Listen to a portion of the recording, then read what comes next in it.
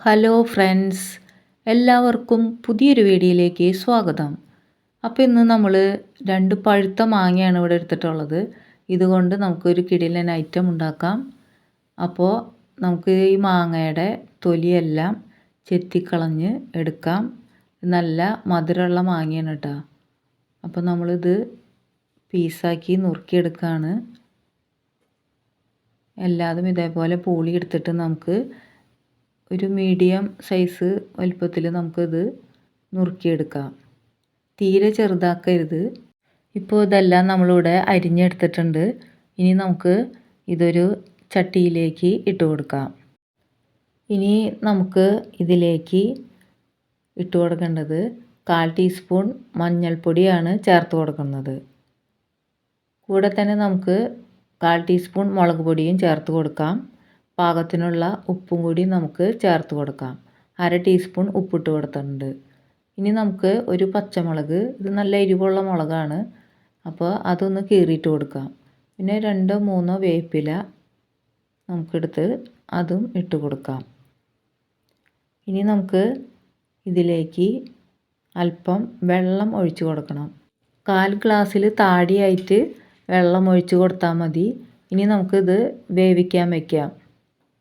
ഇപ്പോൾ ഇത് ചൂടായി തിളച്ച് വരുന്നുണ്ട്. ഇനി ഇതേപോലെ നമുക്ക് ഒരു മുറി തേങ്ങ എടുത്ത് ചിരകി മിക്സിയുടെ ജാറിലേക്ക് ഇട്ട് കൊടുക്കാം.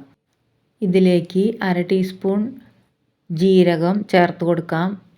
പിന്നെ 2 പച്ചമുളക്, നല്ല എരിവുള്ളതാണ്, അത് നമുക്ക് ഇട്ട് കൊടുക്കാം. എരിവ് കുറഞ്ഞ മുളകാണെങ്കിൽ 2 മുളക് കൂടുതൽ ഇട്ട് കൊടുക്കണം.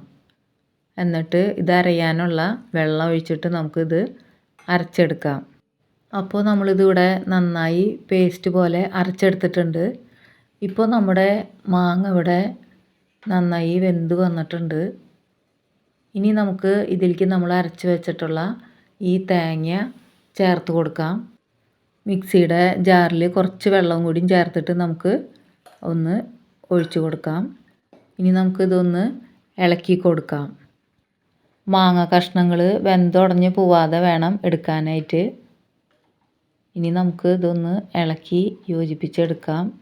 ഇത് തേങ്ങ അധികം നേരം നമുക്ക് തിളപ്പിക്കേണ്ട ആവശ്യമില്ല. തേങ്ങ തിളച്ച് കഴിഞ്ഞാൽ നമുക്ക് മിക്സിയുടെ ജാറിലേക്ക് 1 ഗ്ലാസ് തൈര് ഒഴിച്ച് കൊടുക്കാം. തൈര് മിക്സിയുടെ ജാറിൽ ഒറ്റയടി അടിച്ചിട്ട് നമുക്ക് എടുക്കാം. ഇപ്പോൾ ഇത് അടിച്ചെടുത്തിട്ടുണ്ട്. ഇപ്പോൾ ഇത് ചട്ടിയിലേക്ക് ഒഴിച്ച് കൊടുത്തിട്ടുണ്ട്. ഇനി നമുക്കിതൊന്ന് ഇളക്കി യോജിപ്പിച്ചെടുക്കാം. ഇനി ഇത് നമ്മൾ തിളപ്പിക്കാൻ പാടില്ല. ഒന്ന് ചൂടായി വരുമ്പോഴേക്കും നമുക്ക് ഫ്ലെയിമൊക്കെ ഓഫ് ചെയ്ത് വയ്ക്കാം. ഇവിടെ നമ്മൾ മാങ്ങ കഷ്ണങ്ങൾ ഉടഞ്ഞു പോകാണ്ടൊക്കെ എടുത്തിട്ടുണ്ട്. ഇതേപോലെ ഇരിക്കണം. മാങ്ങ കഷ്ണങ്ങൾ ഉടയാണ്ട് കിട്ടണം. ഈ സമയത്ത് നമുക്ക് ഉപ്പ് നോക്കിയിട്ട് കുറവുണ്ടെങ്കിൽ ഇട്ട് കൊടുക്കാം. ഞാനിവിടെ ഒരു ലേശം ഉപ്പും കൂടിയും ഇട്ട് കൊടുത്തിട്ടുണ്ട്. ഉപ്പിട്ട ശേഷം നമുക്കിത് ഒന്നും കൂടി ഒന്ന് ഇളക്കി കൊടുക്കാം. ഇനി നമുക്ക് ഇതിലേക്ക് കടുക് താളിക്കാൻ വേണ്ടി ഒരു ചട്ടി വെച്ച് അതിൽ കുറച്ച് വെളിച്ചെണ്ണ ഒഴിച്ച് കൊടുക്കാം. ഇനി വെളിച്ചെണ്ണ ചൂടായി വരുമ്പോൾ വലിയ ടീസ്പൂണിൽ 1 ടീസ്പൂൺ കടുക് ഇട്ട് കൊടുത്തിട്ടുണ്ട്. ഈ കടുക് പൊട്ടി വരുന്ന സമയത്ത് നമുക്ക് ഇതിലേക്ക് 1/4 ടീസ്പൂൺ ഉലുവയും കൂടിയും ചേർത്ത് കൊടുക്കാം.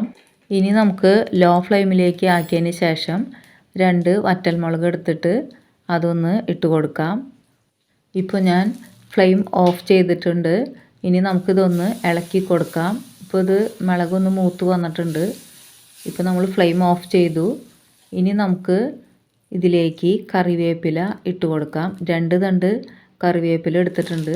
അത് ഇതിലേക്ക് ഇട്ട് കൊടുത്തിട്ട് ഒന്ന് ഇളക്കി കൊടുക്കാം. ഇനി നമുക്ക് ഈ താളിച്ചത് നമ്മുടെ ഈ കറിയിലേക്ക് നമുക്ക് ഒഴിച്ചു കൊടുക്കാം. ഇനി നമുക്ക് ഇത് ചട്ടിയുടെ എല്ലാ ഭാഗത്തേക്കും ഒന്ന് ആക്കി കൊടുക്കാം. ഇപ്പോൾ നമ്മുടെ മാമ്പഴ പുളിശ്ശേരി ഇവിടെ റെഡി ആയിട്ടുണ്ട്.